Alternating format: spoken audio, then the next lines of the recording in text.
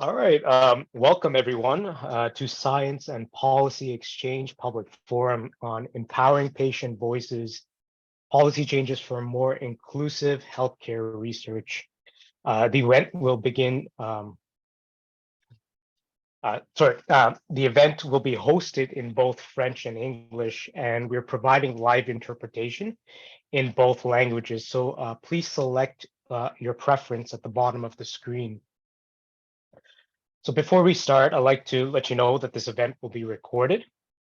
My name is Keith Mosqueda. My pronouns are he and him, and I am the project lead of this public forum. I recently completed my doctorate at the University of Toronto in pharmacology and mental health research. I currently work at the Ontario Brain Institute, which is a nonprofit funding agency for neuroscience research. Today, I'll be co-hosting this event with Mian. I will let her introduce herself. Bienvenue à tous et à toutes. Donc, nous vous remercions d'être présents et présentes aujourd'hui pour ce forum public de dialogue sciences et politique sur l'engagement des patients et patientes dans la recherche en santé et sur les politiques pouvant faire la promotion. Donc, cet événement se déroulera en français et en anglais. L'interprétation en direct dans ces deux langues est disponible. Vous pouvez donc sélectionner la langue de votre choix au bas de votre écran. Donc, avant de commencer, j'aimerais vous informer que l'enregistrement est en cours. Mon nom est Mian Nguyen, j'utilise le pronom elle et je suis VP francophonie chez BSC. J'ai réalisé des études de bioéthique et je suis actuellement déléguée au commissariat aux plaintes au CIUS Centre-Ouest de l'île de Montréal. My name is Mian. I am SP's VP francophonie. I have a master's in bioethics and I am currently working in the complaint department at a healthcare institution here in Montreal. And I will be your co-moderator today. Awesome. Thank you, Mian. So we begin first by acknowledging the land on which we gather today. Science, Policy, and Exchange is based in Tiohtià:ke, which is Montreal. This is the traditional and unceded territory of the Kanien'kehá:ka, a place which has long served as a site of meeting and exchange among many First Nations, including the Kanien'kehá:ka of the Haudenosaunee Confederacy, the Huron-Wendat, Abenaki, and Anishinaabe. We further acknowledge the deep ties between colonialism and modern Western science and research, especially in Tiohtià:ke, where it is the host to a large research ecosystem. We encourage our participants and everyone to challenge their own ties to systems of oppression that marginalize Indigenous communities. At SPE, we strive to support Indigenous students and researchers by actively reaching out to and working with the Indigenous STEM community to collaborate, advocate for their inclusion in evidence-informed decision-making. Today, we will discuss the importance of patient-centered research and the challenges it faces in Canada. We hope to provide early career researchers and policy aspirants an opportunity to understand how they can contribute to the promotion and wider incorporation of patient-centered research in the country. The event will include an in-depth discussion by 4 expert panelists, followed by question and answer sessions with our audience members at the end. This forum is possible thanks to the great help from the team of volunteers here at SPE. If you would like to ask questions to the panelists, please post them in the chat throughout the talk. You may also raise your hand during the Q&A session at the end, and we can call upon you to come on the mic and share your question with our panelists. You're welcome to ask your questions in either English and French. We invite you to use the chat as well to introduce yourself, share any resources you may like, but please note that questions or comments that are inappropriate will be taken off or off topic may be removed. Donc, tout au long de la séance, n'hésitez pas à poser vos questions dans le chat, soit en français, soit en anglais, et il y aura une période de questions à la fin.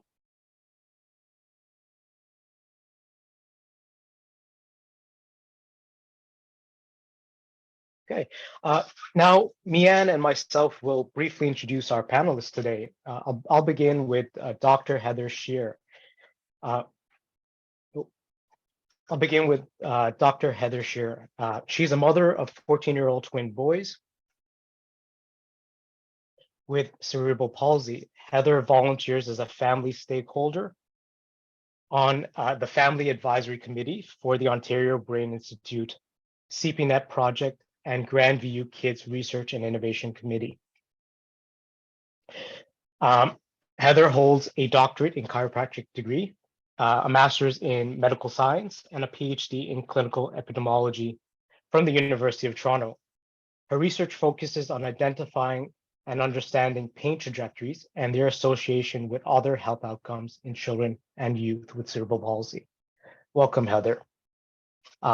Marcel Saulnier is an Ottawa-based health policy consultant and an associate with Santis Health. He was previously Associate Assistant Deputy Minister of the Strategic Policy Branch at Health Canada. He has held other senior positions at Health Canada and played a key role in advising the government on healthcare policy. Marcel's career has included policy leadership positions at the Canadian Medical Association, the Prime Minister's Office, Finance Canada, and National Forum of Health and as well as Health and Welfare Canada.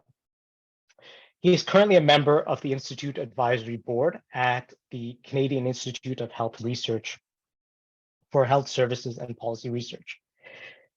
He is a past member of the board of directors of the Canadian Foundation for Health Care Improvement, the Canadian Agency for Drug and Technologies in Health, and the Canadian Patient Safety Institute. And he's also a past member of the National Steering Committee for Canada's Strategy for Patient-Oriented Research.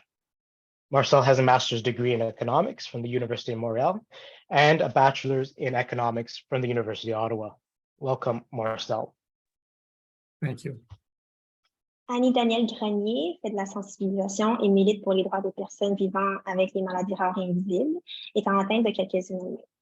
Elle le fait comme patiente partenaire experte, conférencière et au travers de son site web Ma vie de zèbre, lancé en 2013 parce qu'elle trouvait difficilement de l'information sur l'un de ses diagnostics. Elle est impliquée dans plusieurs projets, entre autres, pour aider à changer les politiques et éduquer de futurs professionnels de la santé. Donc, Daniel. Claudio Del Grande est sociologue de formation et travaille depuis près de 15 ans comme agent de recherche au carrefour de l'innovation du Centre de recherche du CHUM, donc le CRCHUM. Son expertise a été mobilisée dans les organisations académiques, cliniques et gouvernementales en vue d'améliorer l'organisation et la qualité des soins de santé primaires et communautaires, ainsi que les rapports entre patients et professionnels. Il termine présentement un doctorat à l'École de santé publique de l'Université de Montréal.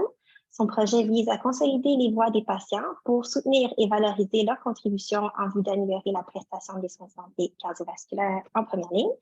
Il a été un collaborateur du Centre d'excellence sur le partenariat avec les patients et le public et a pris part à plusieurs projets de recherche soutenant l'implication accrue des patients dans les soins, l'enseignement et la recherche. Donc, bienvenue, Claudio. Merci.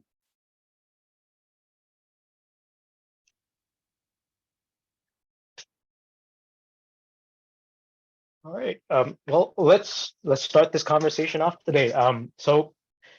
Just to give a little bit background to our audience, today's public forum focuses on patient-centered research. And to give you guys a little bit of a definition of what it is, it involves engaging patients as partners throughout the entire research process. It allows for researchers and patients to focus on priorities that meet the needs of patients.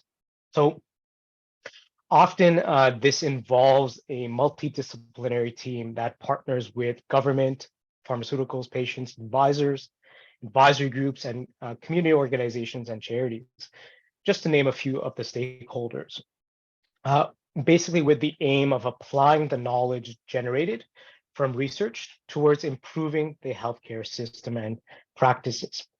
So the goal of tonight's public forum is to disseminate information about the importance of patient-centered research and the challenges it faces here in Canada. Our goal is to also provide early career researchers and policy aspirants the opportunity to understand how they can contribute to the promotion and wider incorporation of patient-centered research here. So I'd like to begin the talk today by starting the conversation off with Heather. Heather, you are a researcher studying pain trajectories in children with cerebral palsy. And you're also a parent who has twins with cerebral palsy as well. So my question is, what are the benefits of engaging patients in the entire life cycle of the research process? Thanks, Keith. I just want to start off by thanking the group for inviting me to come and speak tonight and welcoming everybody who's attending. So it's a very interesting and important topic. And when we talk about patients, I'm going to start off by, I tend to refer to them as patient partners because my research area has been in the pediatric realm. And certainly with children with certain neuromotor disabilities, they're not able to voice for themselves. So they rely on other people to voice for them in certain times and at certain ages. So I consider, I like to use the term patient partners, and this can encompass individuals with diseases or conditions themselves, their caregivers, i.e. Family members, or very close friends who tend to really partake in their care. And so I'll probably interchangeably use the term patient partners while I'm speaking, just out of pure habit. So there are so many benefits to having patients and patient partners involved in the lifespan of research. So first of all, I think it's really important to consider and recognize them as experts. So they have a unique experience and knowledge with living with this condition or illness, navigating the healthcare system, their environment, their education system, workplaces, and so forth, that other people, they may be able to recognize, but not necessarily understand. So I think this is a really key piece of information that these individuals can bring to research projects. And it's from inception all the way through. So patient partners can inform actually research agendas, not just an individual research question or a research project. So there's a lot that individuals can bring. So it's informing ways of data collection. So for example, I'll give a key example. When I was doing my PhD project, I did a consultation with a group at Holland Bloorview, which is the children's treatment center that I primarily worked from. And I met with the Children's Youth Advocacy Group and I shared the outcome measures on pain that I was going to collect. And this was a group of teens and they're like, well, you know, those are fine for young kids, but that's not what we are really used to as teens being asked. So this is what we recommend. Use both, but make sure you include this so you're also getting the right information from the teens. So it's that sort of perspective that you as a researcher or as a trainee may think, oh, I know this is a really good outcome measure or a questionnaire or a tool, but you're not always able to consider somebody else's perspective because you haven't lived what they've lived and understand what they understand. So I mean, lots of the panelists will be able to provide input on this, but one area that I really want to talk about is that it also builds trust in this group of individuals. So there are certain conditions, and I think as our healthcare system is heading in a certain direction, which may not be optimal, as many of us would agree, there are limitations to what can happen and the kind of care we can get. And it's no fault of the clinicians. I mean, I've from my experience with my children, I've been very fortunate from working at Holland Bloorview and exposure to the clinicians there. I've been very fortunate, but there are times when patients and patient partners, they're listened to, but they're not heard. And this is a really good forum to provide that voice for these patient partners to make sure that their views are embedded within research so that it's relevant research and the outcomes are relevant to not only them, but to a wide group of individuals. So I'll leave it there and I'm happy to chime in more, but I'd like to give opportunity for some of the other panel members too. Absolutely. Those are incredible points to bring up about experience and trust with patients. Danielle, maybe I can shift it towards the patient partner perspective. What do you think about this question? What do you think about the benefits of patient engagement? je suis 100% d'accord avec ce que Heather a dit. J'ai l'impression, je vais juste en rajouter. D'avoir le patient partenaire dès la question de recherche, ben, on s'assure justement, comme elle a dit, de coller à la réalité, aux besoins de la population, parce que sinon, pour qui est-ce qu'on fait la recherche? En général, c'est pour avoir un outcome dans la population visée. Puis ça peut aussi aider, parce que justement, elle parlait des questions de sondage ou de ces mesures.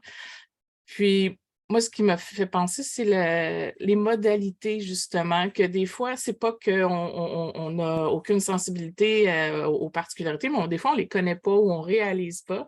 Donc, si par exemple, on a l'intention de faire des entrevues avec des gens qui ont de la douleur chronique, puis que l'entrevue est prévue durer 2 heures sans pause, il y a un problème que peut-être le patient va voir, que peut-être que le chercheur, des fois étudiant dans la jeune vingtaine en pleine forme, va peut-être pas voir.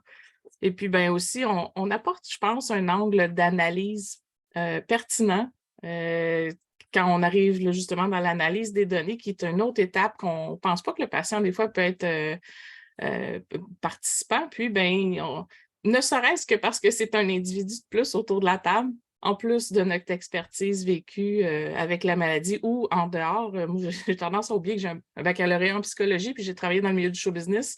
Ça m'apporte aussi des choses différentes, mais donc, on n'est pas juste la vie avec la maladie, c'est pas notre seule expérience qu'on peut apporter. Puis, ben, même jusqu'à la diffusion, surtout des personnes comme moi qui sont membres d'organismes ou qui ont un site web ou des choses comme ça, mais même n'importe quel patient, ben, c'est un réseau complètement différent pour diffuser les résultats d'une étude et puis parler de ce qu'on a appris finalement.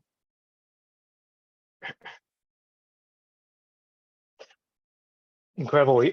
It's great that the idea of bringing experiences outside and sharing what you learned with patient partners, working with the researchers. This is very important stuff for patient engagement. I want to now just maybe shift it a little bit and speak with Claudio. Claudio, you research patient engagement work, and it's more from a social science perspective. It's often you're looking at how the ecosystem around patient engagement works. So my question to you is, what have you observed as the benefits of patient engagement in research from your perspective? Oui, merci. D'abord, je suis très heureux d'avoir été invité aujourd'hui, puis je veux souhaiter la bienvenue à tout le monde, moi aussi. Merci beaucoup. C'est difficile de passer après 2 personnes qui ont vraiment une expérience vécue aussi du partenariat du côté patient, parce que moi, j'ai un côté peut-être un peu plus extérieur de chercheur. Je travaille quand même dans une organisation de santé, mais on ne peut pas sortir le sociologue du gars. Donc, je garde toujours ce côté-là un peu. Pour moi, c'est évident que c'est quelque chose qu'on aurait dû faire depuis très, très longtemps. D'abord, les patients sont leurs premiers soignants. C'est eux qui passent le plus de temps à se soigner. Ils voient des professionnels de la santé très, très peu. Donc, ne serait-ce que pour ça, si on veut que la recherche soit au service des soignants, sont les premiers soignants de leur propre personne et de leur entourage aussi. Les patients aussi traversent les silos des systèmes. Pour eux, ils ne les voient pas. Ça fait partie d'un parcours qui est continu, puis justement se heurte aux barrières et aux inefficiences de notre système, et sont à peu près les seuls qui ont ce point de vue-là d'ensemble du système.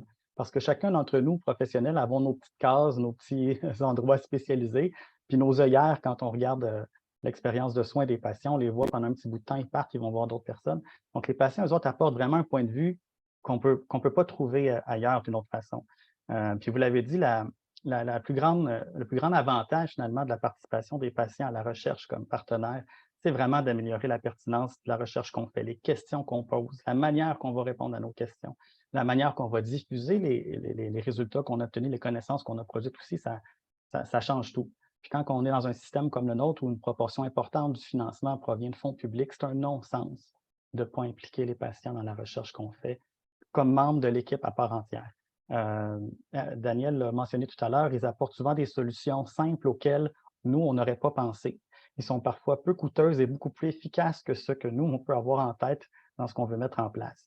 Et puis, d'avoir cette perspective-là différente autour de la table, c'est extrêmement précieux. Quand on fait de la recherche, il y a souvent des micro-décisions à différents moments qui ne sont pas evidence-based. on s'appuie sur les données probantes quand on pose notre protocole, quand on fait les choses, mais in situ, quand on fait la saucisse, il y a plein de décisions qu'il faut prendre au jour le jour, sur lesquelles on s'appuie un petit peu sur nos hunchs, nos intuitions personnelles. Puis d'avoir le patient autour de nous pour nous aider, pour nous appuyer là-dedans, c'est extrêmement précieux. Après ça, d'autres avantages qu'on peut avoir, c'est le renforcement des capacités, les chercheurs qui comprennent mieux c'est quoi l'expérience de vie des patients, transformer les pratiques des cliniciens, des gestionnaires avec lesquels on travaille dans nos recherches inclusives. Donc, il y a un paquet de choses qui vient de ça. J'encourage vraiment tout le monde à en faire et en faire plus. Awesome, Claudio. Yes, I agree. The involvement of patients can be a great aspect to even designing that research and implementing it into a better working outcome for our patients. Marcel, I want to bring you in here now, and you've been in the healthcare policy space for many years. Based on your experience, what might be lacking or could be an important component when it comes to patient engagement? Je pense qu'il y a quand même beaucoup de progrès qui s'est fait pendant les dernières 10-15 années. Il y a des centres d'excellence qui ont connu une expansion assez intéressante. Le groupe à l'Université de Montréal a une réputation mondiale dans ce domaine-là. Claudio en a parlé. Sur le plan pan-canadien, il y a eu des efforts du côté de la recherche avec les instituts de recherche de santé du Canada qui ont lancé la stratégie de recherche axée sur le patient, qui fonctionne maintenant depuis une dizaine d'années, qui a quand même, je pense, conduit à une prolifération de bonnes pratiques un peu partout dans le réseau de recherche au Canada. C'est sûr qu'il n'y a jamais assez de ressources qui vont dans ces programmes-là, mais ça a quand même été un investissement important qui continue à porter fruit. Alors, je pense qu'il y a des excellents débuts, des excellents centres de pratique et à différents niveaux, à différents échelons dans le système de santé, dans le milieu de la recherche. Évidemment, tout ça a pour but de conduire à des meilleures politiques, des meilleurs programmes, des meilleures pratiques un peu partout dans le système de santé. Alors, c'est cette traduction, je pense, de la recherche qui est informée par le patient, qui conduit à des meilleurs résultats. Je pense qu'on est encore en train de travailler sur les bonnes façons de faire cette traduction-là. Moi, j'ai œuvré surtout au niveau fédéral, dans le domaine de la santé.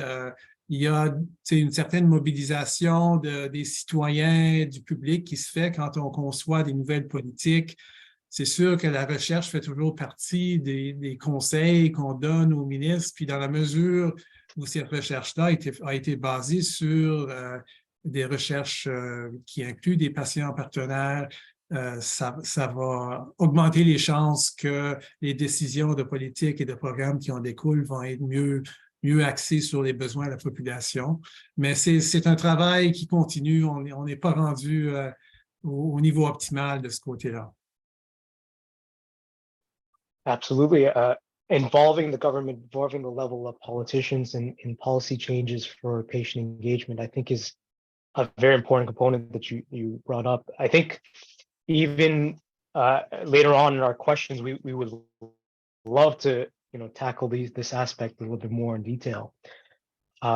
So I want to, now that we've looked at the benefits of patient engagement, I want to just shift a little bit now and look at the barriers that are faced when we look to patient-centered research, patient engagement.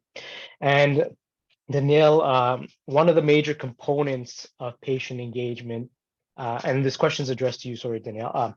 One of the components of patient engagement in research is how information is disseminated to patients. And the term is often used as knowledge translation in the field. So Danielle, you started your website, My Zebra Life, because you had difficulty finding relevant information on a rare disorder in the French language. So, looking at this, what are some barriers to patient engagement that you might have observed throughout your career, like in the case of with language barrier? Do you believe that are of important concern in the ecosystem of patient engagement?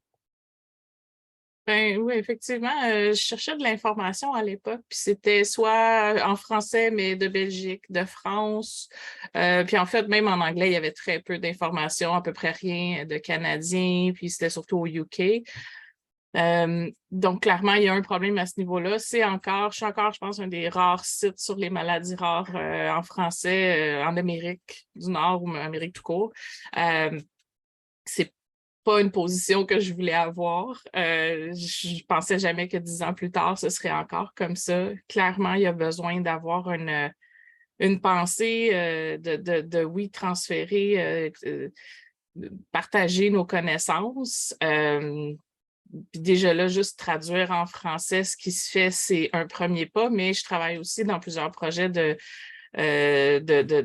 vulgarisation scientifique ou d'écrire, j'oublie la terminologie en français, mais les lay summaries ou plain language, donc en langage simple. Parce que justement, puis quelque chose qui me revient souvent, c'est que c'est pas juste pour les patients. Le neurologue, il connaît pas autant la génétique, inversement, donc même entre les spécialités, il y a un besoin de vulgariser puis de faire un peu attention à la terminologie qu'on utilise, ne serait-ce que les acronymes qui ne veulent pas toujours dire la même chose d'une institution à l'autre ou d'une spécialité à une autre. Et puis, sinon, quelque chose que je vois qui n'est pas vraiment dans le transfert de connaissances, mais en tant que patient partenaire, souvent, puis je pense que c'est encore pire pour des groupes comme doublement, triplement marginalisés là, de l'intersectionnalité, c'est la relation de pouvoir qui... Même là, ça fait plusieurs années que je fais partie de groupes de recherche, de projets, que je collabore avec des médecins. Puis, il y a souvent, faut que je me donne un petit coup là, pour dire, OK, j'ai le droit, c'est ce qu'on veut de moi, que je dise quelque chose, parce que des fois, contredire le médecin qui est autour de la table, c'est délicat, on est habitué puis des fois, on dépend, ça m'est arrivé de collaborer avec un médecin qui était mon médecin, puis là, c'est encore plus complexe parce que là, tu dis, bon, ben, si je le fâche, est-ce qu'il va me traiter après de la même façon? C'est une dynamique dont il faut tenir compte. Puis c'est des fois une raison d'avoir plus qu'un patient partenaire autour de la table parce que si on n'est pas le seul, c'est un peu plus facile de ne pas se sentir c'est ça, en position d'infériorité ou de danger, si je peux dire. Là, c'est ça. C'est une problématique que je remarque souvent. Là.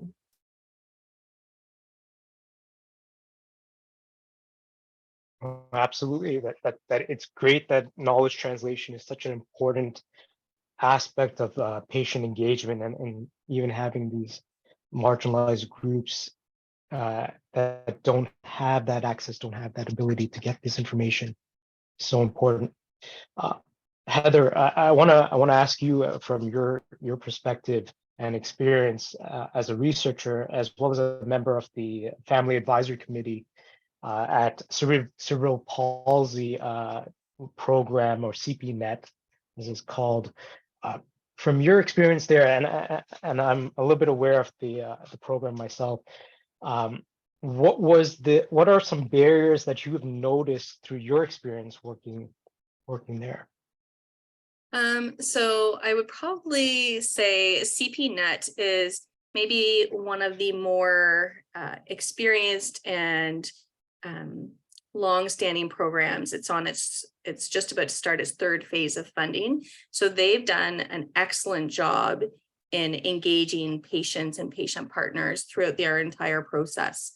I wasn't part of the group during their first 5 years of funding, so I'm not sure how it started off. I joined during their second 5 years, but I can talk a little bit about my experience with them.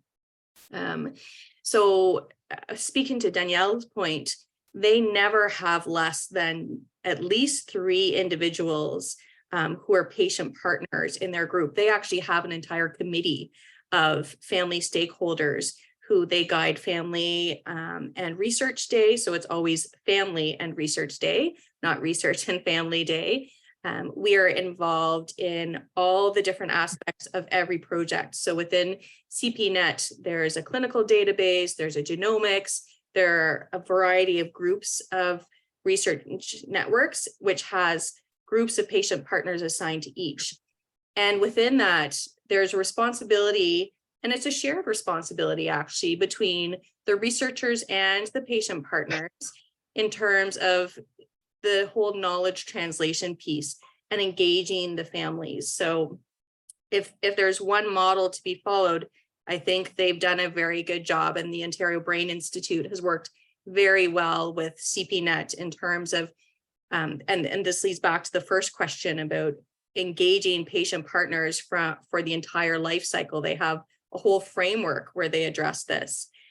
So patient partners are really felt included, and the clinicians who lead each of the research realms or research domains within CPNet are very engaged and have lots of experience in working with patients. So from a barrier perspective, I wouldn't say I felt that with that project. Now, certainly with other research experience, and even as myself as a trainee, it's hard to kind of start that whole, how do I find this group who can serve on as part of my committee or part of my research project to inform it? How do I get that started? And I think if we're looking at trainees, that's a really important piece that isn't taught in school. So if you have committee members or individuals who are involved in your project who can inform that, luckily I did, but there are many who do not. How do they then engage patients in their research? So that's a huge barrier in terms of the trainee realm and the PhD experience, and even at a master's level, because this sort of level of engagement shouldn't be just happening at the PhD level. It should be happening at the master's level, because they're doing important research there as well, and building capacity and moving research agendas forward. So I think that is definitely a barrier in terms of the trainee perspective. And certain areas and certain centers do a better job of it than others. And talking back to Marcel's point, it has changed drastically. So I started my PhD in 2016. And from that point to now, the level has changed a lot. But funding is a big issue. So, we need to look at funding opportunities. I personally think that they really support those who have patient partner groups built right into their research projects. That should be a priority call for every government funded research project. It should be mandatory. Absolutely. It's great that you were talking about that. The researchers and trainees need to work together. It's almost as if there needs to be some collaborations. This kind of leads into my next point, my next question, actually. And maybe you can tackle a little bit further. What practices could enhance the collaborations between researchers and patients? Are there any limitations to that as well? It's a big question. So I was very fortunate to take a course. This was one that was offered through McMaster University. It was a bit more pediatric focused because that was the population. It was co-funded by Kids Brain Health Network, and it's called Family Engagement and Research. And the way this course ran is they paired a clinician or a scientist researcher with a family partner. So I was actually, at that point, I was doing my PhD. So I was the clinician researcher paired with a family partner. And we were tasked over a 12-week period to develop some sort of communication or knowledge translation piece in terms of how we could share research. So for instance, my partner and I did an infographic on consideration for patient partners in joining a research project. So 4 key domains that they should consider. But this group has done several iterations of the course, and it's an excellent way to kind of get to that training. So that I think that's one excellent aspect of being able to find find avenues where you can get training. It's not easy though. Like that, there are definitely barriers there. One would be language. So that course is not offered in French or any other language that I know of. It's only in English. So that's a barrier for researchers who are, working in French institutions or doing their research in French, or their patient partners only speak French, and there are language limitations in terms of translation. And then also accessing other populations. We're talking about typically more educated patient partners, but what do we do when we're trying to deal with marginalized communities and those who maybe don't have access to technology or don't have the confidence or the education they feel to deal with this sort of interaction? And part of that is it comes down to the training of the researchers. So to be able to have this equal relationship where they really value the patient partner. I think that's a key point that researchers and scientists need to be taught. For sure, absolutely. Claudio, I want to take the shift to Claudio as a sociologist by training and a public health researcher. Have you studied any of these collaborative practices that take place? Are there any efficient practices that you've noticed, or in general, do you have any further thoughts on this question as well? Oui, c'est à la fois un art et une science d'engager les patients dans la recherche. Il y a des points importants qui ont été mentionnés. Je pense que le côté de la formation, c'en est un qui est important. Nous, on commence à l'Université de Montréal d'inclure ça dans le curriculum de formation de nos professionnels de la santé. Mais le partenariat en recherche, ça reste encore très peu enseigné comme tel. Les apprentis chercheurs l'apprennent sur le tas. Puis il y a des formations qui sont offertes, mais il faut qu'ils aillent les chercher. Ce qu'on entend souvent, c'est que par contre, et ça c'est intéressant de le mentionner, c'est surtout les chercheurs qu'on a besoin de former. Les patients n'ont pas vraiment besoin d'être formés à ça. Et s'ils en ont besoin, c'est de les soutenir, de les accompagner et de les outiller au moment où ils en ressentent le besoin, mais ce n'est pas un prérequis à leur participation à la recherche qu'ils aient une formation au partenariat. Par contre, pour les chercheurs, c'est plus important parce que c'est là qu'on va apprendre les petits trucs intéressants, là. Justement, aller chercher des perspectives qui sont variées, qui sont bien alignées avec le sujet de recherche aussi pour que ce soit pertinent. Définir les rôles, les buts, les responsabilités puis les attentes ensemble avec les patients partenaires qu'on engage. Comme ça, c'est clair de savoir qu'est-ce qu'on s'attend les uns des autres, puis être prêt à les rediscuter au fur et à mesure en continu tout au long du projet. Prévoir et allouer des ressources suffisantes pour le partenariat. On veut tous en faire, mais quand on regarde nos lignes de budget, les proportions que ça prend sur nos demandes de fonds, c'est souvent très, très négligeable. Donc, mais ça prend du temps, ça prend des ressources pour soutenir ces partenariats-là. Et puis, co-concevoir le projet ensemble dès le début, comme on l'a dit, les impliquer le plus tôt possible. Ça, c'est extrêmement gagnant aussi. Et discuter avec eux du niveau de collaboration qu'ils souhaitent avoir. Il y en a qui souhaitent peut-être avoir des collaborations plus ponctuelles, plus transactionnelles. Puis il y en a d'autres qui souhaitent être plus investis. C'est tout à fait correct de soutenir ça. Plus on est investi, plus on a gagné, mais en même temps, il ne faut pas forcer les gens à donner des choses qu'ils ne veulent pas. Un point qu'on entend aussi très, très important pour les chercheurs, de penser à rembourser rapidement et de façon simple les dépenses qui sont encourues par les patients qui participent à nos recherches. Toutes sortes de petites dépenses liées au déplacement, des fois des frais de garde d'enfants parce qu'il faut qu'on assiste à une réunion, ces choses-là. Nos procédures institutionnelles sont parfois complexes pour les remboursements. Si on peut les simplifier pour nos patients partenaires, c'est généralement très, très, très apprécié. Et puis, montrer de l'appréciation sous différentes formes. Souvent, de voir avec eux c'est quelle forme d'appréciation qu'ils souhaitent. Ça peut aller jusqu'à être co-auteur justement d'un article, si c'est ce qui est voulu, mais d'être ouvert sur les façons de reconnaître et d'apprécier la contribution que les patients ont à nos équipes. De reconnaître les savoirs expérientiels, c'est quand même assez nouveau dans nos institutions. Hein? On nous apprend plein de savoirs académiques, très, très standardisés et tout. Donc, c'est qu'on a souvent bâti en réaction à ce qui se passait à la base. Donc, de retourner à ça, c'est un petit peu comme une contre-culture. Il faut désapprendre des fois des plis, des agendas cachés qu'on a eus dans nos formations de chercheurs, mais c'est hyper important de le faire.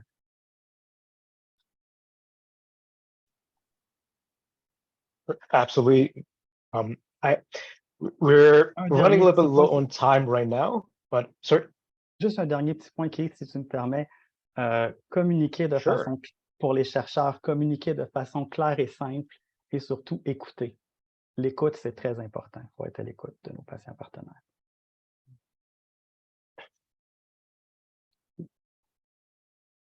Absolutely. I think that's that's a key point to keep in mind when you work with collaborations with patients. I wanna just move the question a little bit forward to Danielle and ask you quickly, what would you agree that these are potentially possible for patient partner perspectives from a patient Oui. partner?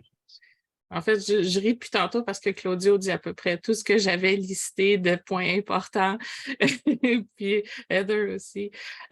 Puis en fait, Claudio avait dit quelque chose dès le départ, il a dit le membre à part entière de l'équipe, puis c'était mon premier point, de ne pas se dire on va partager avec le patient l'info qu'on pense qu'il a besoin, puis pas le reste, ou on ira chercher des patients partenaires à telle étape. C'est comme à peu près l'inverse de ce qu'il faut faire. Là. Ça mène à l'échec, je pense, ou à des frustrations en tout cas. Puis justement, c'est juste de le voir comme un membre à part entière. Est-ce qu'on ferait ça avec le gestionnaire ou le médecin ou votre collègue au PhD? Donc, c'est ça. C'est de nous inclure dans les chaînes de courriel, dans les rencontres de décision. Si, comme disait Claudio, si le patient le souhaite, là, c'est aussi une question de décision commune. Mais ce que je pourrais apporter, qui n'est pas juste répéter ce qui a déjà été dit, c'est l'accessibilité. Puis ça peut prendre bien des façons. Ça peut être de s'ajuster, un peu comme mentionnait Heather, au niveau de littératie des personnes qu'on va chercher. Mais ça peut être aussi de s'assurer d'être en hybride ou en virtuel parce que, on parle de patients partenaires, donc il y a souvent des difficultés, plein de raisons de ne pas pouvoir être en personne ou d'une façon très limitée. Puis des fois, on ne le sait pas avant, puis là, à la dernière minute, on ne peut pas. Mais si c'est en virtuel ou hybride, il y a plus de chances que ce soit une possibilité. Puis pour aller encore là, ça allait un peu dans ce que Heather disait, c'est des fois on veut des patients qu'on dit naïfs, pas des patients professionnels, pas des gens qui ont déjà participé à 3 recherches puis co-auteurs de 4 articles. Mais dans ce temps-là, il faut s'assurer de les aider, peut-être les informer. Ils n'ont pas besoin d'une formation, je suis d'accord, mais peut-être dire comment ça fonctionne, la recherche, c'est quoi le contexte, c'est d'expliquer, puis d'ajuster encore une fois au niveau de littératie, parce que là, sinon, c'est juste un vœu pieux, puis les personnes vont se sentir complètement exclues, même si c'est juste dans le contexte et non pas exclus physiquement ou littéralement. Là. Donc, j'irai avec ça.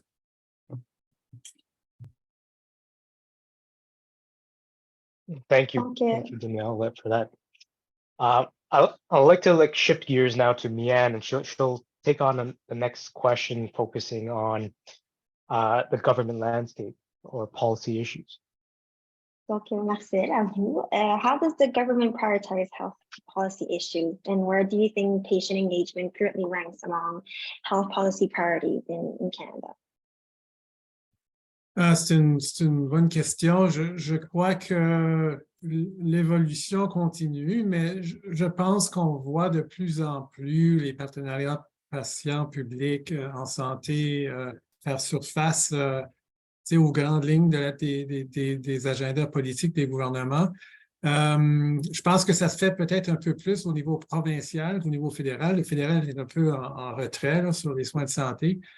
Par contre, j'étais un peu déçu dans la dernière entente, la grosse entente fédérale provinciale sur le financement des soins de santé, où on s'est entendu sur les grandes lignes. On a parlé de 200 milliards de financement pour la santé, des priorités de soins de première ligne, de santé mentale, de moderniser le système de santé, de réduire les arriérés en procédure et en traitement.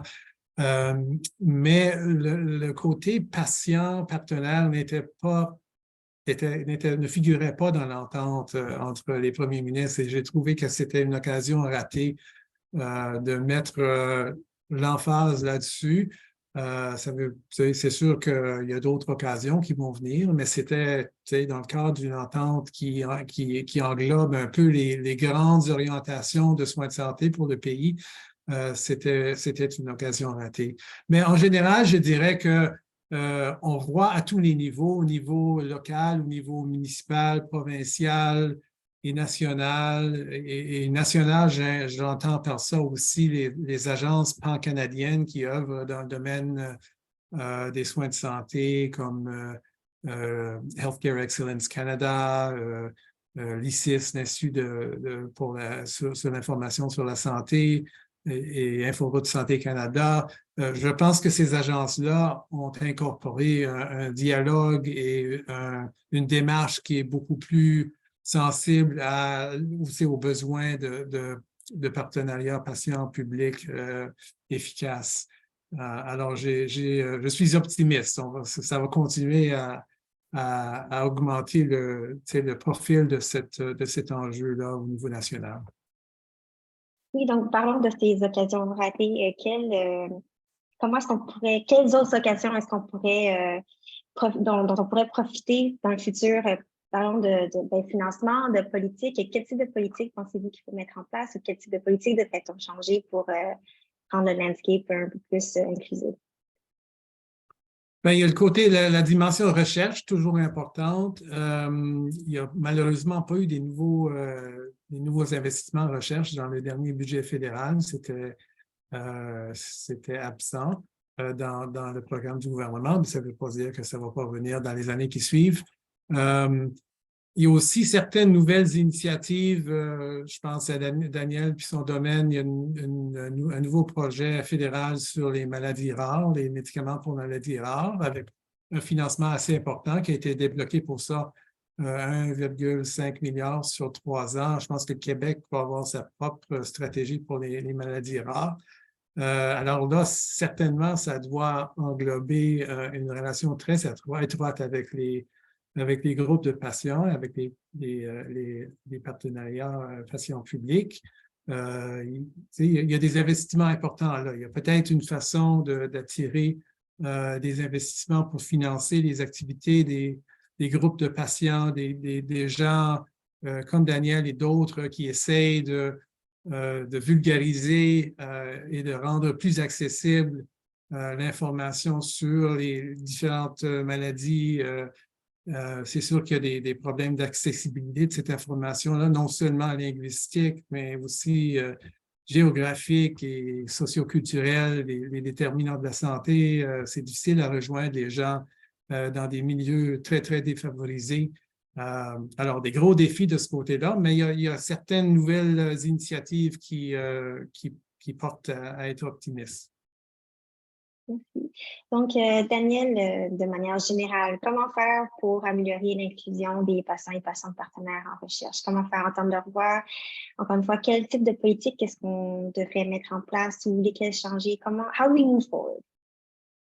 Oui, je pense que c'est quasiment un peu utopique de dire qu'il faut montrer l'exemple.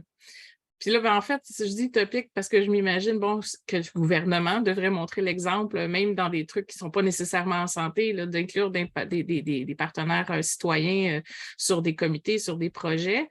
Mais en même temps, je pense aussi que c'est très, très réaliste à un niveau local, autrement dit, le chercheur qui a des patients partenaires, qui l'apprécie puis qui en parle à son entourage. Moi, personnellement, je suis sur des nouveaux projets de nouveaux chercheurs qui ont vu leurs collègues puis les bénéfices que ça leur apportait. Donc, c'est déjà un énorme pas en avant de montrer l'exemple puis d'en parler, surtout si ça va bien, on s'entend. Puis sinon, comme ça a été mentionné, le financement, c'est sûr, oui, il y a plusieurs endroits où le patient partenaire, c'est bénévole, puis la plupart des patients que je connais sont très heureux de faire du bénévolat, puis de participer, puis de redonner à la société, mais des fois, il y a comme une limite à un moment donné de à quel point on peut s'impliquer bénévolement. Puis, c'est aussi reconnaître justement la part qu'on a de rémunérer, parce que si on est le seul qui ne l'est pas autour de la table, ça fait un peu bizarre, ça enlève le poids du message de l'inclusion. Donc, mais c'est sûr que c'est de s'assurer peut-être dans une demande de subvention de ne pas oublier cet aspect-là, de ne pas juste dire après, je n'ai pas de financement pour ça. Et au niveau des politiques officielles, de l'écrire noir sur blanc, qu'on trouve ça important, puis que les sous suivent pour ceux qui en font la demande. Là. Tout à fait. So whether funding has been named many times today as something that researchers and government should be working on. So what do you as a researcher need on a policy level regarding patient engagement? And how can governments help you in making more patient engagement initiatives? I'm assuming that question was for me. Sorry, there was a little bit of a delay with the translator overlap. Would you mind repeating? Yes. What do you think as a researcher, what do you think you need on a policy level regarding patient engagement? So funding has been named many times today, but is there anything else that you would like to add? I think on a policy level training. So, and that would be at academic institutions. I've mentioned that previously, but I think that would go a long way in changing the culture in the system and really ingraining that in research. And not just training for individuals who are coming up through academic programs, but almost like required training among clinician scientists. So similar to the Tri-Council policy funding agreements where you have to do your training certificate with them. There should be a section specifically on patient engagement and how to do this, how to engage individuals, proper communication, how individuals should be treated as equal partners. There can be a whole very large and well-encompassed module on this. Yeah, I think that's low-hanging fruit in my opinion, and really easily, I mean, it would take work, but these are things that can certainly be instituted at a relatively easy way, you know, and finding groups who you can partner with from a policy perspective. It's very hard, and I don't want to put this on patient partners to form groups to then be able to kind of be accessible to researchers, because it shouldn't be on them to be able to share their voices and opinions. And there's also the issue of patient partner fatigue, because you have this group of individuals who will, and my family is one of these, who will often participate in research. And then there's the guilt factor of, you know, oh, I really can't commit to this right now. So how do we create a system where there's a group of individuals we can come to within a certain condition or disease or area of research, you know, kind of developing this ethos around accessing patients and patient partners, I think is really important. So we have to develop some policy around that, but really training, I think, is a good spot. And of course, the funding is the other point. And I want to just touch briefly on remuneration, because it's probably different across the country, but in Ontario, for patient partners who receive remuneration, and they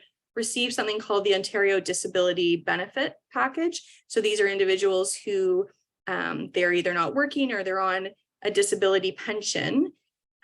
If they take research funds, if they are given these, it affects the amount of disability benefits they get. And it's ridiculous, actually. So here's a very easy policy change that can be made. These are people who are sharing their knowledge and their time to improve research and outcomes for other individuals like them and other people, and they're being penalized. So there's a policy change that could be made very easily. So sorry, I don't mean to be on a soapbox on this, but it's something I'm very passionate about. No, absolutely. And as somebody who studied bioethics, sorry, it is an ethical question that I find also ridiculous. So, Claudio, donc au niveau systémique de ton point de vue, qu'est-ce qui pourrait être instauré, qu'est-ce qui pourrait permettre d'encourager l'engagement des patients et le partenariat patient? C'est sûr qu'au niveau systémique, même au niveau des lois, quand on regarde, même au Québec, on a le projet de loi 15 en ce moment, qui est une grande réforme du système de santé. Puis quand on regarde, le patient est toujours perçu, il y a comme deux rôles. C'est soit une espèce de récipiendaire passif de soins, de services, un usager, ou sinon, c'est un revendicateur de droits qui peut faire des plaintes. Et il n'y a pas de place pour ce rôle-là de collaborateur constructif qu'on va avoir autour de la table quand on est en train de penser des solutions. Fait que juste d'introduire cette notion-là dans la législation d'un autre rôle pour les patients, ce serait déjà super. Et ça structurerait beaucoup après ça les lois qu'on peut déployer autour de ça. Je pense qu'il faut augmenter la visibilité des partenariats qu'on a en recherche avec nos patients et favoriser les occasions de maillage entre les patients, les communautés et les chercheurs de quelconque façon. Là, ça peut être des cafés de rencontres, etc. Mais il y a quelque chose là qui est à faire pour augmenter les nombres de rencontres. On peut aussi, au niveau de nos organisations de recherche, travailler sur notre littératie organisationnelle. Souvent, nos organisations ne sont pas faciles pour que des patients puissent naviguer à l'intérieur de nos fonctionnements, de nos locaux, ce genre de choses-là. Donc, s'il y avait juste, même au niveau de l'agrément, des normes pour les organisations de recherche, les instituts universitaires, d'avoir un niveau de littératie organisationnelle qui permet une plus grande participation, un bas seuil d'inclusion, finalement, ce serait déjà quelque chose qui serait super intéressant. Puis, effectivement, au Canada, je pense qu'on a une approche plus top-down du partenariat patient. C'est parti beaucoup des universités, justement, des gouvernements. Comparativement, par exemple, au Royaume-Uni, où ça a été beaucoup un mouvement très grassroots, tu sais, que c'est venu citoyen autour d'une participation démocratique à la recherche. Et puis, des fois, on est un petit peu tributaire de ça. Et c'est nous, justement, qui sollicitons les patients, qui les invitons dans nos bureaux, dans nos locaux, dans nos horaires. Je pense qu'il faut trouver des façons de soutenir aussi. D'abord, quand les patients se groupent ensemble, c'est un soutien que les professionnels ne peuvent pas leur apporter, donc c'est extrêmement bénéfique pour eux. Mais de financer des organisations de patients aussi qui vont pouvoir instrumentaliser à leur tour les chercheurs et non pas l'inverse, comme on voit trop souvent, des chercheurs qui instrumentalisent des patients. Moi, ce serait mon rêve. On se permet un Sky Blue Measure. Là. Blue Sky Measure, ce serait de dire on a des organisations de patients qui donnent des contrats à des chercheurs en leur disant quoi faire, qu'est-ce qu'ils veulent, c'est quoi la question qui se pose. Puis je pense que dans la nouvelle génération de chercheurs qui cherchent à avoir du sens aussi avec leur travail, il y aurait beaucoup de gens qui seraient extrêmement intéressés de travailler avec ces organisations-là, puis de se faire un petit peu piloter par les patients, même renverser complètement le rapport de pouvoir. J'aimerais explorer davantage ces rapports de pouvoir dans la période de questions, mais donc on en arrive à la fin. Donc, je vous laisserai à chacun un mot de la fin rapide. What would you like the audience to take away from our conversation today? So, je vais le faire dans le même ordre de présentation que tantôt. Donc, commençons avec Heather.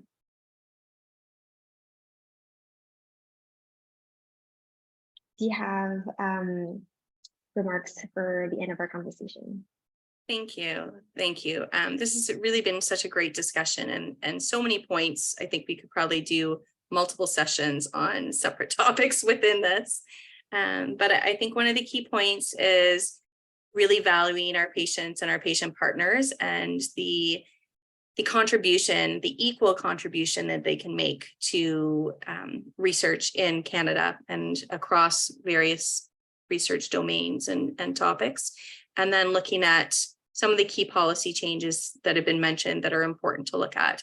So whether it's required funding for that area of research within each research opportunity, and from a grassroots level, certainly smaller grants, whether they're seed grants within institutions and small hospitals, all the way up to larger educational and research institutions.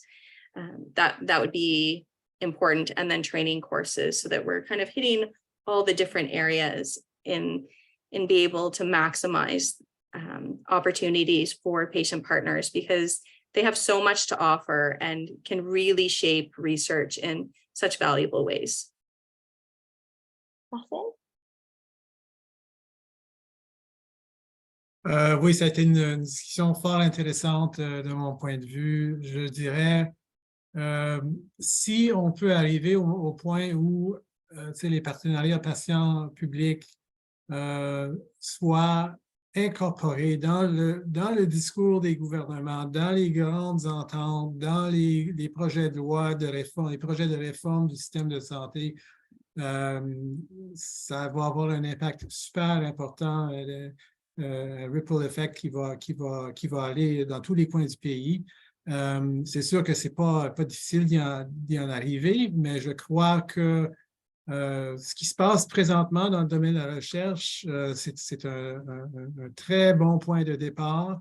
Et puis, il faut faire rayonner ça dans d'autres domaines. Il y a beaucoup je dirais au niveau local, il y a beaucoup plus d'actions du côté des partenariats patients publics. Il faut faire monter à un échelon ou deux de plus haut ce discours-là, puis convaincre les politiciens que c'est crucial que ça devienne une façon de faire pour le système de santé en général. Merci. Daniel. Oui, bien, effectivement, c'est super intéressant puis toujours inspirant de voir qu'on n'est pas tout seul à ramer dans le même sens. Mon mot de la fin, ce serait de voir le partenariat patient comme un investissement. Ben, premièrement, c'est pas nécessairement vrai que ça coûte beaucoup plus cher que d'avoir quelqu'un d'autre, je veux dire, ou que ça prend plus de temps, mais même si ça le prend un peu, ben, des fois, ça rapporte comme un investissement. Ça apporte l'humanité, la variété des perspectives, l'assurance de coller à la réalité puis de répondre aux besoins de la population visée. Je voudrais juste mentionner, au Québec, on a une formation en partenariat patient qui est bilingue, puis je ne pense pas que c'est limité aux Québécois, là. C'est ouvert à tous, c'est gratuit. C'est avec l'unité du système de santé apprenant, SSA Québec. Il y a les fondements du partenariat patient, le partenariat patient dans la recherche en santé, puis la recette de la co-construction, entre autres. Je vais mettre le lien dans le chat. Merci. Et Claudio. Je vais poursuivre un petit peu sur ce que Daniel disait au niveau de l'investissement. On a parlé beaucoup d'argent, mais le temps, c'est une autre ressource importante. Et puis, pour développer des relations, ça prend du temps au début. Donc, effectivement, quand on aura des financements de recherche plus flexibles, adaptés pour développer ces relations-là, une fois qu'elles sont développées, après ça, on peut faire des choses formidables beaucoup plus rapidement. Donc, ça rapporte de prendre ce temps-là au début. On va le regagner au final, puis je ne pense pas qu'on peut faire l'économie de le faire. En terminant, je voudrais peut-être juste garder 2 petits points pour titiller s'il y a des futurs chercheurs de la science du partenariat parmi nous. Ce que je pense sont peut-être les prochaines frontières dans notre domaine à développer. Tout ce qui va être le domaine des arbitrages entre les conflits de perspectives. On parle beaucoup de complémentarité, mais parfois, il y a aussi des conflits. Comment est-ce qu'on arbitre ces conflits-là? Pour l'instant, pour ménager nos relations, on ne les vit pas vraiment de façon ouverte, on ne se jette pas vraiment dedans, on les contourne, on les évite, mais je pense que c'est quelque chose qui va être extrêmement intéressant à étudier, d'autant plus qu'on est dans un contexte social plus large de polarisation des opinions, et je pense que pour notre société, c'est bénéfique d'apprendre à régler ces conflits-là de façon constructive. Et la deuxième chose, c'est de faire de l'engagement des patients qui rejoint les masses. Il y a encore un petit côté élitiste dans ce qu'on fait comme engagement patient au niveau des patients qu'on engage. Et même quand on va dans les groupes les plus marginalisés, souvent les personnes qu'on rejoint sont les moins du groupe, ou en tout cas, on va chercher des profils des fois un peu plus spectaculaires et tout, tape à l'œil, mais il y a dans le milieu de cette distribution-là un grand trou où la plupart des gens peuvent se trouver à un moment ou un autre de leur vie. Puis c'est intéressant que ces gens-là aussi se sentent sollicités par la recherche. Des fois, pour les convaincre qu'ils ont une contribution à faire, moi, je rêve qu'ils soient sensibilisés à ça, puis qu'ils disent au contraire, comment ça se fait qu'on ne m'écoute pas plus, que ce soit monsieur, madame, tout le monde qui veulent participer avec nous. Merci.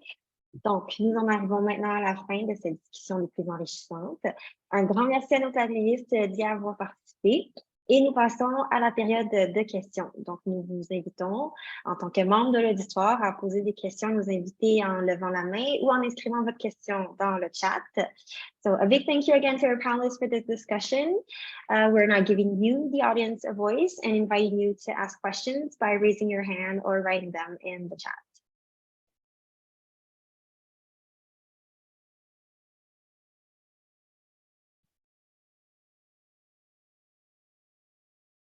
Oui, il y en aurait une question de Nancy Delagrave.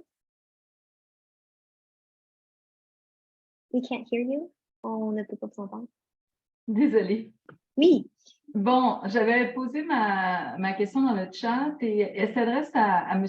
Delgrande.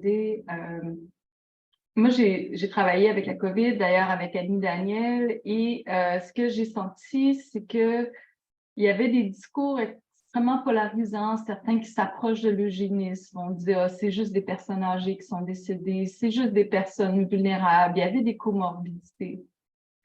Puis moi, ça clashait avec l'idéal canadien que j'avais. Je me rappelle les années 70, 80, on faisait des télétons pour quelqu'un qui avait des problèmes au cœur, etc. On essayait de sauver tout le monde. Et là, je sais pas, j'aimerais ça qu'on vienne à ce type de société-là et je sais pas comment on fait pour rattraper les gens à droite qui disent « mais c'est juste moi, je me fous des autres », des choses comme ça. C'est pas une question facile. Non. Mais c'est une question très pertinente. Écoutez, moi, ce que j'avais observé, c'est parce que, comme on l'a mentionné, c'est vrai, l'engagement des patients dans la recherche depuis les 10 dernières années, c'est assez formidable le chemin qu'on a fait, mais il en reste encore beaucoup à faire. Puis avec la COVID, on l'a vu, en temps de crise, on retombe dans nos vieux réflexes. Moi, c'est ce que j'avais remarqué. Quand la COVID est arrivée, là, beaucoup d'instances de partenariat sont tombées. Je pense qu'il y avait des préoccupations légitimes de protéger aussi nos patients partenaires, mais on aurait pu être plus créatif pour trouver d'autres façons de les garder engagés à travers tout ça. Puis, je pense que les comités qui pilotaient la gestion de crise manquaient probablement cruellement de point de vue d'expérience de vie. Parce que même moi, par exemple, qui n'est pas dans les plus âgés, qui n'est pas dans les plus malades de la société, j'ai des membres de ma famille qui font partie de ces groupes-là et je ne voudrais pas qu'on les voie laisser tomber. Donc, quand on prend cette perspective-là de l'expérience de vie avec la maladie, je pense que c'en est une justement où on peut mettre plus de l'avant la solidarité puis essayer de laisser autant que possible personne derrière. Et même parfois, c'est l'idée de l'équité, c'est que les gens qui ont le plus besoin d'aide, c'est à eux qu'on en apporte le plus, c'est pas à ceux qu'on en apporte le moins pour s'économiser. Donc, et je pense que la santé publique, en tout cas au Québec, a appris de cette expérience-là, de ces écueils-là. C'est des patterns qui répétaient beaucoup. Moi, je suis étudiant en santé publique, donc j'ai eu mal à ma santé publique à travers la crise. Je ne me reconnaissais pas là-dedans. On avait vu le même genre de situation en Afrique avec l'Ebola, où on isolait les familles de leurs personnes malades, puis même s'ils appréciaient tout l'aide qu'on leur apportait, ils n'ont pas pardonné aux étrangers d'avoir séparé les familles comme ça. Et je pense qu'il faut apprendre de ça pour être plus créatif, se donner à la limite. Il y a des risques aussi que nos patients partenaires sont prêts à prendre pour vivre une vie qui vaut la peine d'être vécue selon leurs termes à eux. Puis je pense que c'est notre rôle à nous, comme professionnels de la santé, de les épauler là-dedans et de les accompagner, de ne pas décider c'est quoi les buts, qu'est-ce qui a le plus de valeur, de les écouter, puis de les accompagner à réussir et à atteindre ce qu'ils veulent faire. Mais je pense qu'il faut juste continuer de marteler ce message-là. Puis on apprend malheureusement de nos erreurs. J'espère qu'on va tirer les leçons de cette erreur-là, de la crise qu'on a vécue, puis que ça ne se répétera plus. Au moins, ça a eu le mérite de soulever des fois ces biais-là inconscients qu'on peut avoir dans notre façon d'administrer des populations. Quand on administre des populations, on ne voit pas des visages. Mais de penser en termes de communauté, de voir des personnes, des visages derrière les chiffres, c'est des vies qui sont là. Merci beaucoup.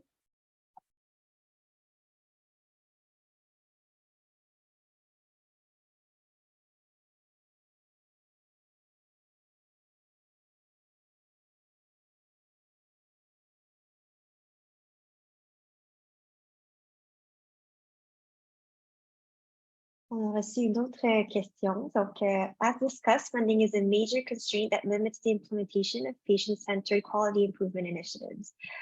Are there any platforms where various stakeholders come together to create more awareness and push policymakers to prioritize this important issue? This could be a question for Marcel.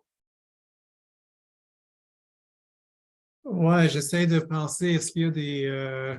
c'est sûr qu'il y a des organismes qui luttent constamment pour des investissements supplémentaires dans le domaine de la recherche.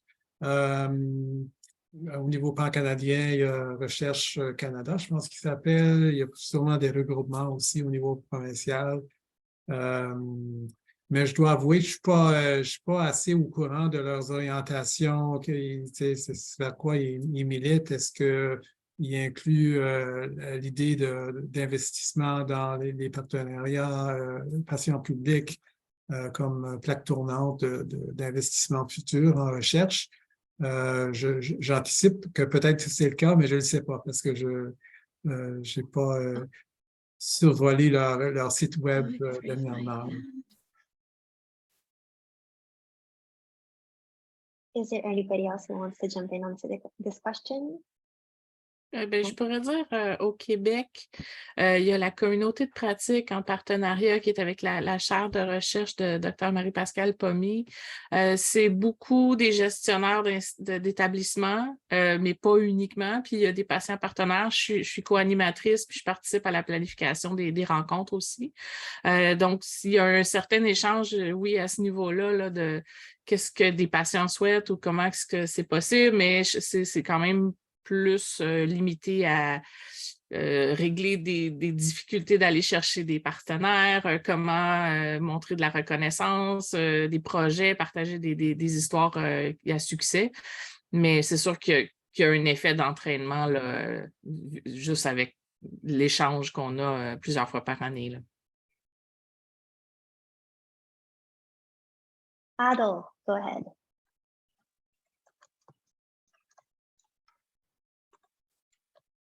I have a question. Can you hear me? Yeah. So this ties in with the first audience question, which I thought was a very good one. That in some ways we have moved forward, but in many ways we have moved backwards.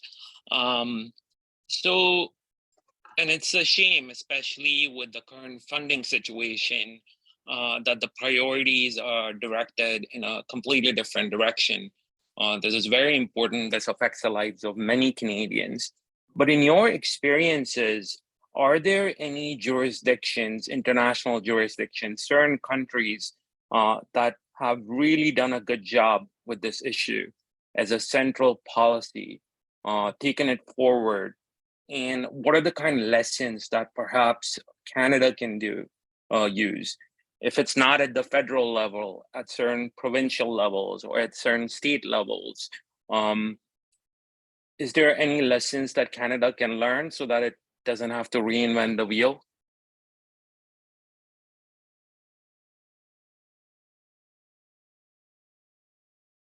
Peut-être me lancer en premier, mais je ne veux pas non plus risquer par ma réponse qui pourrait peut-être sonner un peu pessimiste de censurer mes collègues. Je pense que, à ma connaissance, il n'y a pas de pays qui a réussi à le faire de la façon dont on l'imagine. J'ai l'impression qu'on est tous, des fois, des minorités de rêveurs, chacun dans nos pays, puis on essaie de se fédérer ensemble, justement, pour aller chercher une masse critique. On est encore un petit peu au début de la vague. On n'a pas encore atteint le point de bascule ou la masse critique pour que vraiment ça devienne majeur. Puis comme vous le dites très bien, nous, on le regarde, il y a encore des fois les investissements massifs dans la technologie, l'intelligence artificielle, des solutions technologiques aux problèmes, alors qu'on a des solutions relationnelles qui existent, qui sont beaucoup plus simples et peu coûteuses, mais qu'on tend à dévaloriser relativement par rapport à ce côté-là très, très sexy de voir des technologies à la fine pointe et tout ça. Donc, il y a un travail de voir que finalement, souvent, ces technologies-là nous coûtent très cher et ne livrent pas leurs promesses. Puis de notre côté, nous, avec des petits fonds de tiroir, on fait des choses un petit peu formidables. Donc, de montrer ça. Puis peut-être quand on va s'être cassé les dents assez souvent, on va avoir fini par comprendre. Mais par chance, justement, nos minorités dans différents pays commençons aussi à se rallier. On développe des collaborations. Il y a des centres nous, au CEPPP, on est en partenariat avec d'autres pays aussi de la francophonie, mais aussi du monde anglophone pour partager des bons coups, puis justement bâtir aussi un discours qui devient de plus en plus commun puis qui résonne de plus en plus fortement dans l'autre sphère. Mais on n'est pas encore rendu là, malheureusement.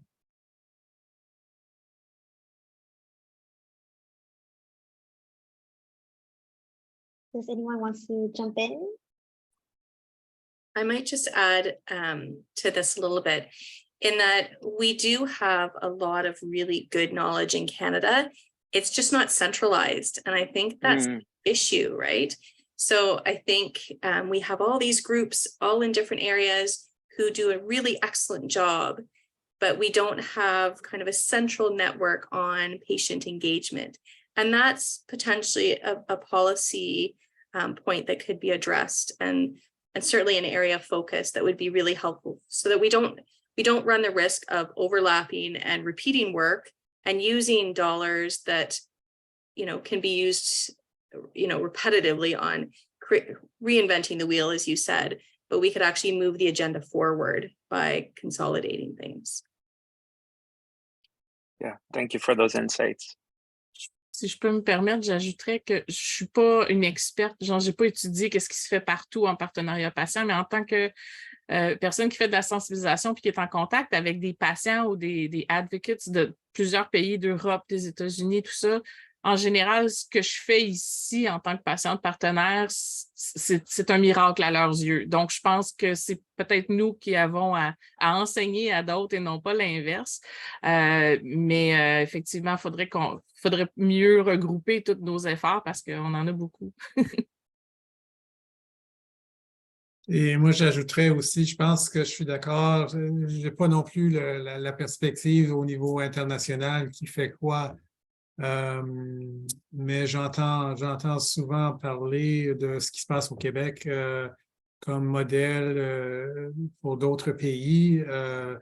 Je pense aussi que sur le plan canadien, comme Heather le mentionnait, on n'en connaît pas assez d'une province à l'autre. Qu'est-ce qui se passe ailleurs? Comment est-ce qu'ils peuvent incorporer de bonnes pratiques au niveau des partenariats patients publics? Il y a la barrière linguistique, effectivement, entre les provinces anglophones et le Québec.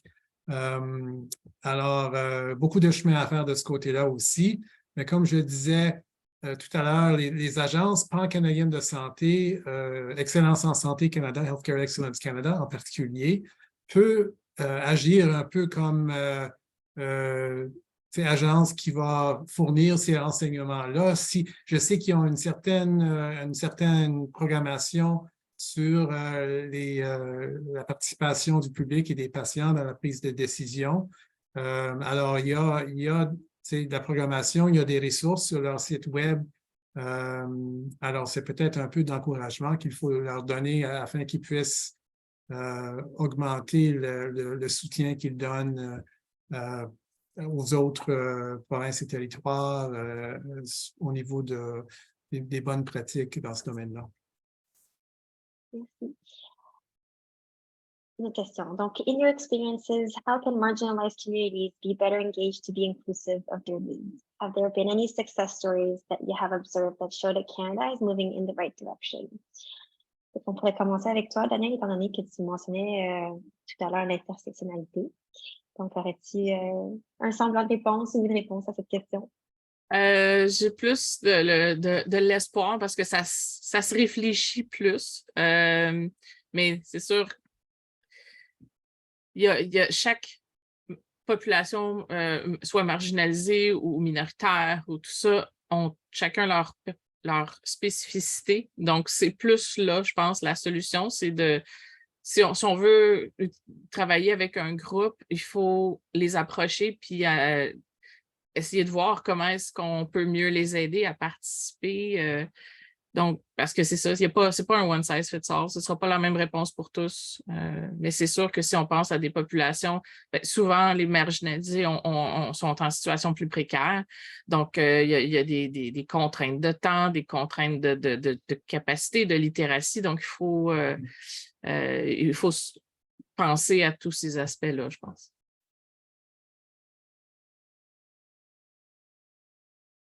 Aurais-tu une perspective sur les communautés marginalisées et comment les inclure davantage dans la recherche? C'est sûr que la première chose à comprendre, c'est que d'être marginalisé, c'est pas une propriété intrinsèque de ces groupes-là ou des personnes qui les composent. En fait, c'est le résultat de lacunes dans nos systèmes et dans nos organisations. Et puis, la deuxième chose aussi dont il faut se rappeler, c'est que les inégalités sociales et les stigmas et les déséquilibres culturels qui existent dans notre société ne cessent pas d'exister quand on rentre dans une équipe de recherche. Donc, juste déjà d'être conscient de ça, c'est un bon point de départ.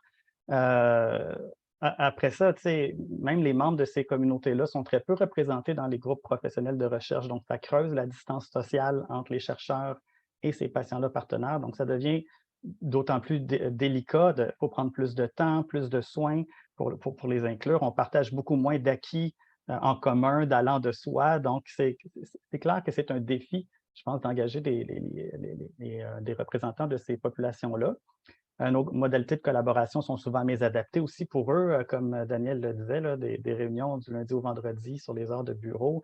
Quand on travaille avec des personnes en situation d'itinérance, par exemple, c'est beaucoup plus facile de les rencontrer dans leur propre milieu à eux. Souvent, ça va être plus tard dans la journée, voire le soir.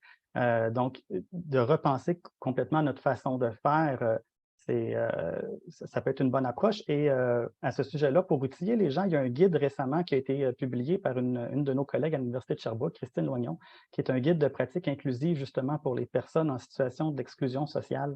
Et puis, pendant que Daniel parlait, j'ai été trouver le lien. Donc, je vais le mettre le lien dans le chat. Ça, c'est pour la ressource en français. Par contre, elle est disponible également en anglais. Si on va sur l'onglet English du site de l'unité de soutien au système de santé apprenant du Québec, on peut avoir accès à cette ressource-là aussi en anglais. Et ça a été développé en collaboration justement avec des personnes de ces groupes-là. Donc, Christine travaille beaucoup avec des gens qui ont des défis de littératie et puis de comment on peut explorer des modalités artistiques, le jeu, d'autres façons de les inclure à la recherche de façon très, très féconde. Merci. Donc, on a reçu plusieurs commentaires dans le chat d'Annette McKinnon. If you would like, you can open your mic and ask your question, and if not, I will read some of them.